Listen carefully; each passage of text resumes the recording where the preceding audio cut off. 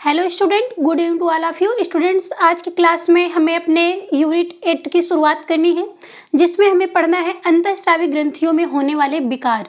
तो ये विकार को पढ़ने से पहले हमें ये पता होना चाहिए कि आखिरकार अंतःस्रावी ग्रंथियाँ क्या होती हैं, और अंतःस्रावी ग्रंथियों को पढ़ने से पहले हमें ये पता होना चाहिए कि आखिरकार ग्रंथि क्या होती है।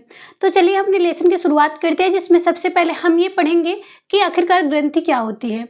तो इसमें देखिएगा, ग्रंथियां कोशिकाओं का एक समूह होती है जो शरीर में एक या एक से अधिक पदार्थों का उत्पादन व श्रावण करती हैं। यानी कि जो हमारी ग्रंथियां हैं शरीर में पाई जाने वाली, वो ढेर सारी कोशिकाओं से मिलकर बनी होती हैं, जिसमें ढेर सारे पदार्थों का श्रावण होता है। ढेर सारे पदार्थ उससे स्रावित होते हैं।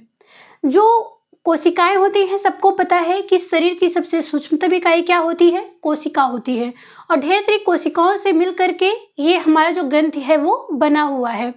तो इतना जानने के बाद अब हमें ये पता होना चाहिए कि आखिरकार ये ग्रंथियां कितने प्रकार की होती हैं।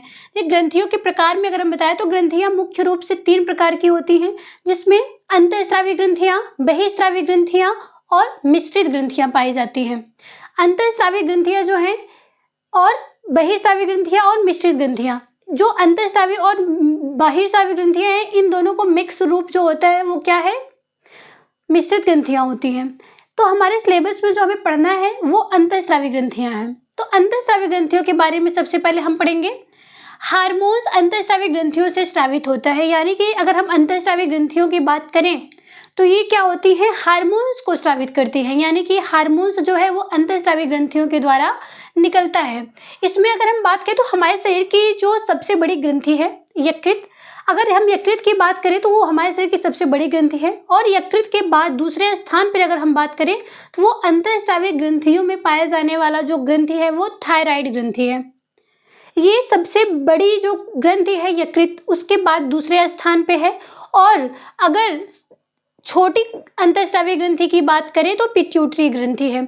यानी कि अंतःस्रावी ग्रंथियों में सबसे बड़ी जो ग्रंथि है वो क्या है, थायराइड ग्रंथि है, और सबसे छोटी अंतःस्रावी ग्रंथि जो है वो पिट्यूटरी ग्रंथि होती है। इसके बाद हम आगे देखेंगे कि अंतःस्रावी ग्रंथियां जो होती है वो नलिका विहीन होती हैं। नलिका विहीन का मतलब होता है ये किसी नलिका में नहीं पाए जाते हैं, बिना नलिका के होते हैं। आगे देखिएगा, इनसे स्रावित जो हार्मोन्स होते हैं, इनसे जो हार्मोन्स निकलता है वो डायरेक्ट क्या होता है कि ऊतक द्रव के माध्यम से सीधे रक्त में मुक्त रूप से पूरे शरीर में फैल जाता है। यानी कि जब अंतःस्रावी ग्रंथियों से हार्मोन्स स्रावित होता है तो वो किसी नलिका में न जा करके ऊतक द्रवों के माध्यम से रक्त में मिल जाता है, और उस रक्त के माध्यम से पूरे शरीर में फैल जाता है। तो यहाँ पे किसी भी नलिका की जरूरत इसे नहीं पड़ रही है, इसलिए इसे नलिका विहीन ग्रंथियां भी कहते हैं। इसके बाद देखिएगा, जो हमारी अंतःस्रावी ग्रंथियां हैं आखिर ये कितने प्रकार की होती हैं। अंतःस्रावी ग्रंथियां भी कितने प्रकार की होती है। जिस प्रकार से ग्रंथियां हमने देखा 3 प्रकार की हैं, अंतःस्रावी ग्रंथि, बहिःस्रावी ग्रंथि और मिश्रित ग्रंथि, उसी प्रकार से हमारे सिलेबस में जो हमें अंतःस्रावी ग्रंथि पढ़नी है वो देखते हैं कितने प्रकार की हैं। अगर देखें तो मनुष्य में निम्नलिखित अंतःस्रावी ग्रंथियां पाई जाती हैं, जिसमें सबसे पहले देखिएगा, सबसे पहला है थायराइड ग्रंथि, दूसरा है अधिवृक्क ग्रंथि, और तीसरा पैराथायराइड ग्रंथि, चौथा है पिट्यूटरी ग्रंथि या फिर पीयूष ग्रंथि। इसके बाद है थाइमस ग्रंथि। थाइमस ग्रंथि के बाद है पिनियल काय या पिनियल बॉडी। ये अंतःस्रावी ग्रंथियों के प्रकार हैं, जिसमें बताया गया कि जो थायराइड ग्रंथि है ये अंतःस्रावी ग्रंथि की सबसे बड़ी ग्रंथि है, और सबसे छोटी अंतःस्रावी जो ग्रंथि है वो पिट्यूटरी या पीयूष ग्रंथि है, जो दूध का स्रावित करती है। इसके बाद हम बात करते हैं कि ये जो ग्रंथियां हमें बताई गई हैं, अंतःस्रावी ग्रंथियां, हमने पहले बताया कि हमें अपने सिलेबस में अंतःस्रावी ग्रंथियां पढ़नी है।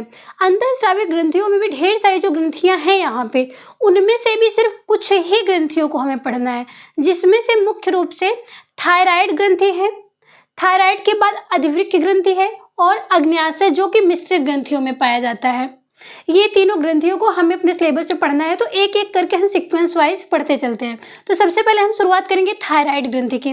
जो थायराइड ग्रंथि है इसके बारे में जानेंगे कि जो थायराइड ग्रंथि है ये गर्दन में स्वर यंत्र और श्वास नली के बीच में स्थित होता है। स्वर यंत्र यहाँ कंठ में पाया जाता है, गर्दन में, गले में पाया जाता है। ये श्वास नली और जो स्वर यंत्र है इनके बीच में स्थित होता है। क्या स्थित होता है? थायराइड ग्रंथियां स्थित होती हैं। ये द्विपिंडी होती है, यानी कि इसमें दो पिंड पाए जाते हैं। उसके बाद तथा दोनों पिंड आपस में एक पतले सेतु द्वारा जुड़े होते हैं। जिस प्रकार से सेतु मतलब बांध होता है, एक पिंड इधर है एक पिंड इधर है और बीच में क्या है? सेतु बंधा हुआ है। ठीक उसी प्रकार से ये जो थायराइड ग्रंथि हमारे गर्दन में स्वर यंत्र और श्वास नली के मध्य में स्थित होता है और इसमें दोनों तरफ से दो पिंड पाए जाते हैं और इसके बीच में एक सेतु द्वारा ये जुड़े होते हैं।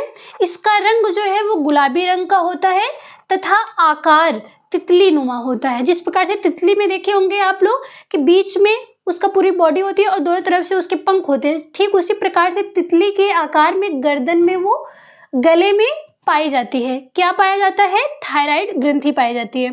इसके बाद देखिएगा, और अगर इसके भार की बात करें तो ये 25 से 30 ग्राम का होता है। थायराइड जो ग्रंथि है ये स्वर यंत्र जो है हमारा उसके बीच में है। इसका वजन 25 से 30 ग्राम है। इससे थायरॉक्सिन हार्मोन स्रावित होता है। थायराइड ग्रंथि से थायरॉक्सिन हार्मोन स्रावित होता है। हमने बताया कि अंतःस्रावी ग्रंथियों से हार्मोन स्रावित होता है। अब एक एक करके आप लोग इसको नोट करते जाइएगा पूरा एक तरफ से और लिखते जाइएगा और याद करते जाइएगा। थायराइड ग्रंथि से थायरॉक्सिन हार्मोन स्रावित होता है। इसके बाद जो टायरोसिन व आयोडीन से बना होता है, ये जो थायरॉक्सिन हार्मोन हमारा है वो टायरोसिन और आयोडीन से बना होता है। इसके बाद यह वयस्क पुरुष में, यानी कि जो वयस्क पुरुष हैं सामान्य अवस्था में हैं उनमें छोटी होती है। पुरुषों में थायराइड ग्रंथि छोटी होती है महिलाओं की अपेक्षा, और पुरुषों की अपेक्षा महिलाओं में यह जो ग्रंथि है वो बड़ी पाई जाती है। ठीक है। इसके बाद हम बात करेंगे जो थायराइड ग्रंथि है आखिरकार इसके कार्य क्या होते हैं। अगर इसके कार्य की बात की जाए तो देखिएगा, इससे स्रावित हार्मोन्स, जो थायराइड ग्रंथि है इससे कौन सा हार्मोन स्रावित हो रहा था? थायरॉक्सिन हार्मोन स्रावित हो रहा है, जो कि टायरोसिन और आयोडीन से मिलकर के बना हुआ है। उसका क्या कार्य है कि यह उच्च रक्तचाप यानी कि हाई ब्लड प्रेशर को क्या करता है? कंट्रोल करता है। ब्लड प्रेशर को, बीपी को कंट्रोल करता है। आप लोग देखे होंगे जो पुरुष वर्ग के लोग होते हैं ज़्यादा करके युवावस्था में, तो उन्हें बहुत जल्दी छोटी छोटी बातों पे जैसे बहुत तेज गुस्सा आ जाता है, हाइपर हो जाते हैं छोटी छोटी बातों पे। तो उसमें क्या होता है कि ये जो ग्रंथियाँ हैं ना वो छोटी पाई जाती हैं। और आप लोग जानते होंगे जो आयोडीन है वो क्या करता है? हमारे शरीर में ब्लड प्रेशर को कंट्रोल करके रखता है। तो यहाँ पे यही चीज़ देखने को मिल रहा है कि महिलाओं की अपेक्षा पुरुषों में ये युवावस्था में बहुत ही क्या होता है? ब्लड प्रेशर जैसे लगता है कि एकदम हाई हो गया है, और यही वजह होती है। इसके बाद अगर दूसरे कार्य की बात करें तो यह हार्मोन्स मस्तिष्क, रेटिना, प्लीहा एवं फेफड़ों को छोड़ करके, किसको छोड़ के? मस्तिष्क को, रेटिना, प्लीहा एवं फेफड़ों को छोड़ करके शरीर की सभी कोशिकाओं में और बाकी शरीर में जितनी भी कोशिकाएं हैं उसमें माइटोकॉन्ड्रिया की संख्या और उनका आकार बढ़ा देती है। माइटोकॉन्ड्रिया क्या होता है? Power house of the cell, यानी कि हमारे शरीर की जो कोशिकाएं हैं उनको ऊर्जा देने का कार्य कौन करता है? माइटोकॉन्ड्रिया करता है। तो इसमें मस्तिष्क, रेटिना, प्लीहा और फेफड़ों को छोड़ करके बाकी सभी कोशिकाओं के जो माइटोकॉन्ड्रिया हैं उनके आकार को भी बढ़ा देता है और उनकी संख्या को भी बढ़ा देता है। अब हम बात करेंगे थायराइड ग्रंथि में होने वाले विकार, यानी कि जो थायराइड ग्रंथियों की वजह से कुछ समस्याएं उत्पन्न हो रही हैं। उसमें देखिएगा सबसे पहला है क्रेटिनिज्म। क्रेटिनिज्म जो रोग है ये देखिए क्या होता है। इस रोग में बच्चों में उपापचय की गति धीमी होने से उनकी शारीरिक व मानसिक वृद्धि मंद हो जाती है। यानी कि जब शरीर में क्या हो जाता है? उपापचय की जो गति है वो धीमी हो जाती है। कब? थायरॉक्सिन हार्मोन्स जब स्रावित होना कम हो जाता है तो बच्चे में उपापचय की जो दर है वो क्या हो जाती है? धीमी हो जाती है, जिसकी वजह से उनकी शारीरिक व मानसिक वृद्धि कम हो जाती है, मंद हो जाती है, धीमी हो जाती है। और जिसकी वजह से देखिएगा बच्चे बौने हो जाते हैं, यानी कि बच्चे बौने हो जाते हैं, छोटे हो जाते हैं। इनका हाथ पैर बेमेल का हो जाता है। बेमेल का मतलब होता है कि कोई एक आकार में नहीं है, कि दोनों हाथ की जो लंबाई है वो एक जैसी हो, मोटाई एक जैसी हो, यानी कि छोटे बड़े देखने को मिलते हैं, छोटे या बड़े हो जाते हैं। इनकी जो त्वचा होती है वो क्या होती है, त्वचा मोटी हो जाती है, लेकिन त्वचा की जो परत है वो मोटी हुई है, लेकिन ऐसा नहीं कि वसा के जमाव के कारण मोटी हो रही है, बल्कि वो सिर्फ नॉर्मल मोटी हो जाती है और सूखी रहती है और त्वचा लटकी हुई सी दिखाई देती है। जीभ इनकी मोटी हो जाती है और जीभ भी बाहर की तरफ निकली हुई लटकी हुई दिखाई देती है। पेट जो है इनका उभरा हुआ या बाहर की तरफ निकला हुआ रहता है। चेहरा भी फूला फूला सा रहता है। ये सारी समस्याएं जो है क्रिटिनिज्म रोग में बच्चे में देखने को मिलता है। इसके बाद है यह जो कि थायरॉक्सिन हार्मोन्स की कमी के कारण होता है। या हमने पहले ही बताया कि जब थायरॉक्सिन हार्मोन्स का स्रावित होना कम हो जाता है तो बच्चे में क्रिटिनिज्म नामक रोग देखने को मिलता है। इसके बाद दूसरा है मिक्सोडेमा। क्रिटिनिज्म के बाद है मिक्सोडेमा। मिक्सोडेमा जो विकार है ये थायराइड ग्रंथि के न्यूनतम क्रिया के कारण होता है। जब थायराइड ग्रंथि जो अपना कार्य है वो कार्य करना धीमा कर देता है, धीमी गति से करने लगता है, तब क्या होता है, मिक्सोडेमा देखने को मिलता है। विभिन्न आयु में, चाहे अगर वो छोटे बच्चों में है तब वो अलग होगा, वयस्कों में अलग दिखाई देगा, और जब वो युवावस्था के बाद वृद्धावस्था तक पहुंचेंगे तब उनमें ये अलग लक्षण दिखाई देंगे। और नॉर्मल अगर लक्षण की बात करें तो जो लक्षण क्रिटिनिज्म में दिखाई दे रहा है, जब ये घेंघा वाले रूप में दिखाई देगा, तो इस प्रकार से इसमें अलग अलग लक्षण, इन्हीं सबसे मिश्रित लक्षण उसमें भी दिखाई देते हैं। रुधिर दाब सामान्य से कम हो जाता है। जो ब्लड प्रेशर है उसका जो दबाव है 120/80 उसमें कमी हो जाती है। मनुष्य सुस्त व थका सा रहता है। जो मनुष्य है वो इसकी कमी की वजह से सुस्त हो जाता है। किसकी कमी से, थायरॉक्सिन हार्मोन्स की जो कार्य की गति है जब वो धीमी हो जाती है तब उसमें उसकी वजह से मनुष्य सुस्त हो जाता है और थका सा रहता है। उसको देखने में लगता है कि उसके पास एनर्जी बिल्कुल भी नहीं है। और आप लोग देखते होंगे अगर कहीं व्यक्ति सुस्त रहता है तो उसको गर्मियों के मौसम में देखिए नींबू पानी दिया जाता है जिसमें नमक वगैरह रहता है। ढेर सारी इस प्रकार से ORS वगैरह दिए जाते हैं जिसमें आयोडीन की मात्रा रहती है। तो ये हो गया मिक्सोडेमा। तीसरा है घेंघा। घेंघा को गलकंड या ग्वाइटर नाम से भी जानते हैं। ये तीनों नाम याद रखिएगा, एग्जाम में कोई भी पूछा जा सकता है। इसमें देखिए क्या होता है, ये आप सबको नॉर्मल ही पता है कि इसमें क्या होता है कि आयोडीन की जब कमी हो जाती है तो आयोडीन की कमी की वजह से थायराइड ग्रंथि जो है होती है वो फूल जाती है, और जब फूल जाती है तो ये गले में उभरा हुआ सा फूला फूला सा दिखाई देता है। आप लोग इसके पहले पढ़े कि जो थायराइड ग्रंथि है वो पुरुषों की अपेक्षा महिलाओं में बड़ी साइज में पाया जाता है, बड़े आकार में पाया जाता है। और यही वजह होता है कि जो घेंघा रोग है वो पुरुषों की अपेक्षा महिलाओं में ज़्यादा देखने को मिलता है, बल्कि पुरुषों में घेंघा रोग कम देखने को मिलता है। दूसरा पॉइंट है हमारा यहाँ पे अधिवृक्क ग्रंथि। अधिवृक्क ग्रंथि का मतलब है कि यह जो वृक्क के ऊपरी सिरे पर कैप नुमा आकार में पाए जाने वाली ग्रंथि है। वृक्क का मतलब है कि जो किडनी हमारा उत्सर्जन अंग है इसके ऊपरी भाग पर कैप नुमा आकार में पाई जा रही है, जिसका रंग होता है पीले भूरे रंग का। जो बाहरी आवरण है वो पीले रंग का होता है और जो आंतरिक परत है, इसकी आंतरिक भाग है वो क्या है, भूरे रंग का है। और इसको आसानी से समझने के लिए इसको दो भागों में बांट दिया गया है। सबसे पहले इसका वजन देख लीजिए, तो इसका वजन है कि 4 से 6 ग्राम का इसका वजन होता है और इसे दो भागों में बांटा गया है, जिसमें सबसे पहला है कि एड्रिनल कॉर्टेक्स और दूसरा है एड्रिनल माड्यूला। नाम इसका हार्ड है, आप लोग नोट करते जाइएगा और इसको अच्छे से याद करिएगा। एग्जाम में ये नाम भूल जाते हैं। अगर इसमें से किसी एक नाम को भी दे दिया और उसको अति लघु उत्तरीय प्रश्न में भी दे दिया तब भी उस समय एग्जाम में नाम नहीं याद होता है।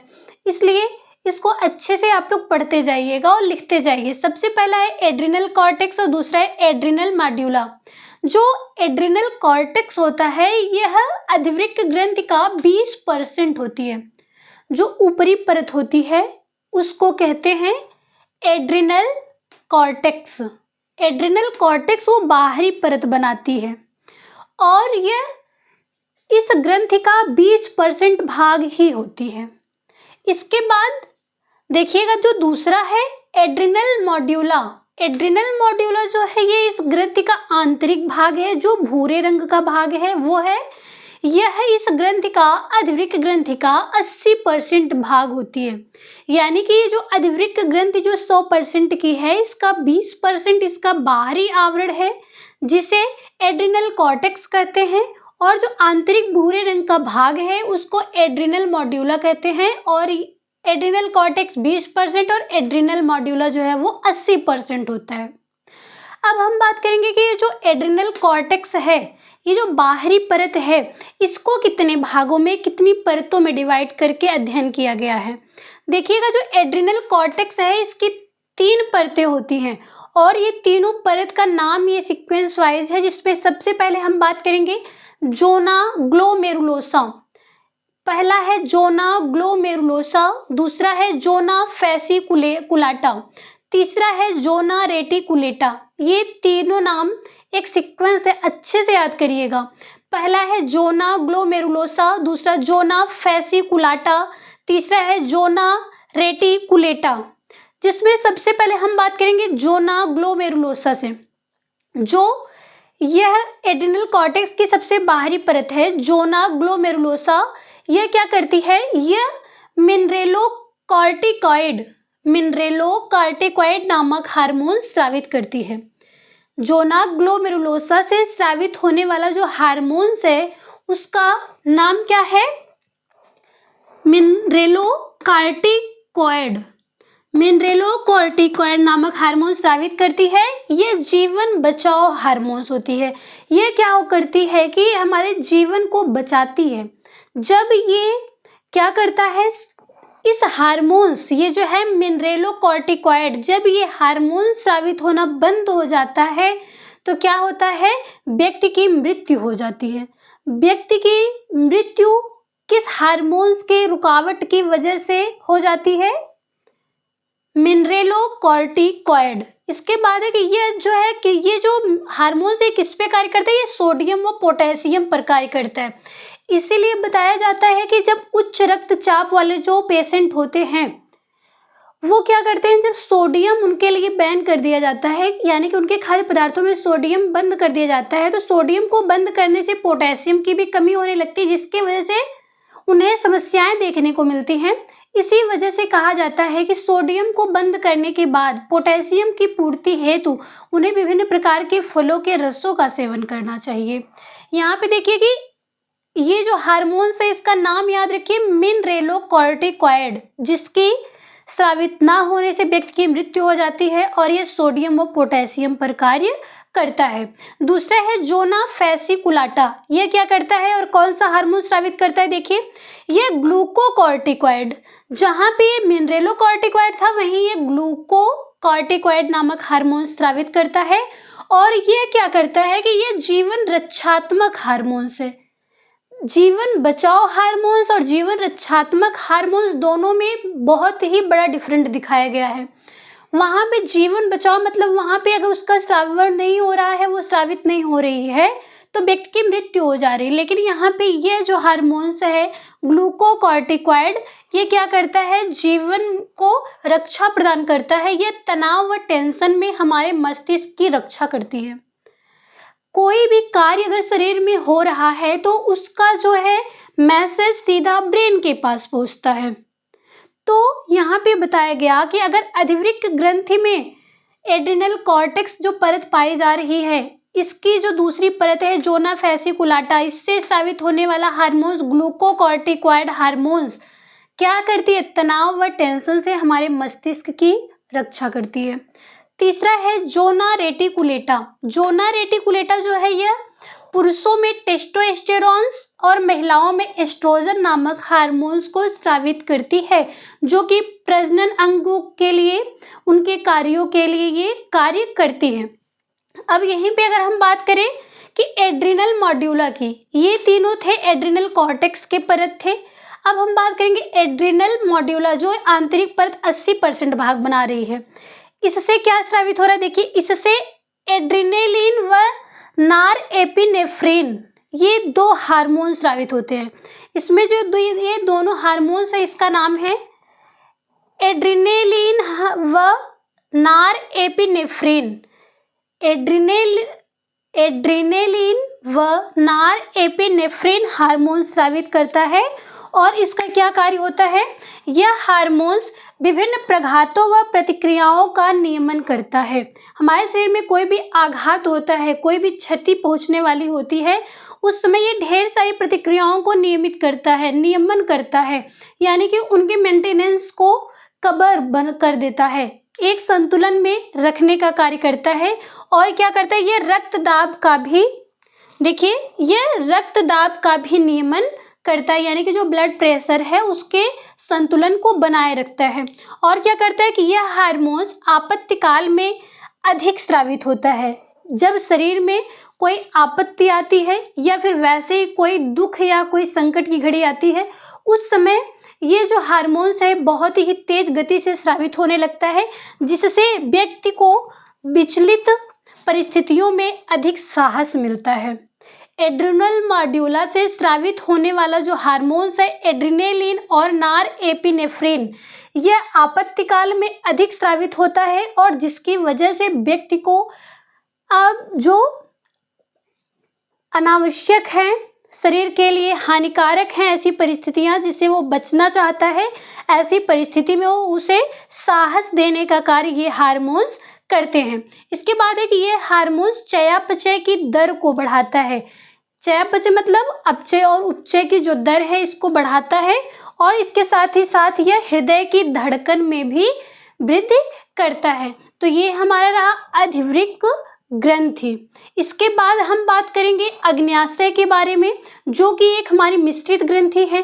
और मिश्रित ग्रंथि जो ये अग्न्याशय है, इसके बारे में हम बात करेंगे नेक्स्ट क्लास में, जिसमें अग्न्याशय से स्रावित होने वाले जो इंसुलिन नामक हार्मोन्स हैं, उसके वजह से जो मधुमेह की समस्याएं देखने को मिलती है हमें, बीटा सेल से निकलने वाले हार्मोन्स हैं जिनसे मधुमेह की समस्या देखने को मिलती है, ये नेक्स्ट क्लास में हम आप लोगों से बात करेंगे। और मधुमेह के बारे में डीपली अध्ययन किया जाएगा और मधुमेह के बचाव के लिए जो आहार में संशोधन किया जा रहा है उसके बारे में हम डीपली अध्ययन करेंगे। तो मिलते हैं आप लोग से नेक्स्ट क्लास में, तब तक के लिए धन्यवाद।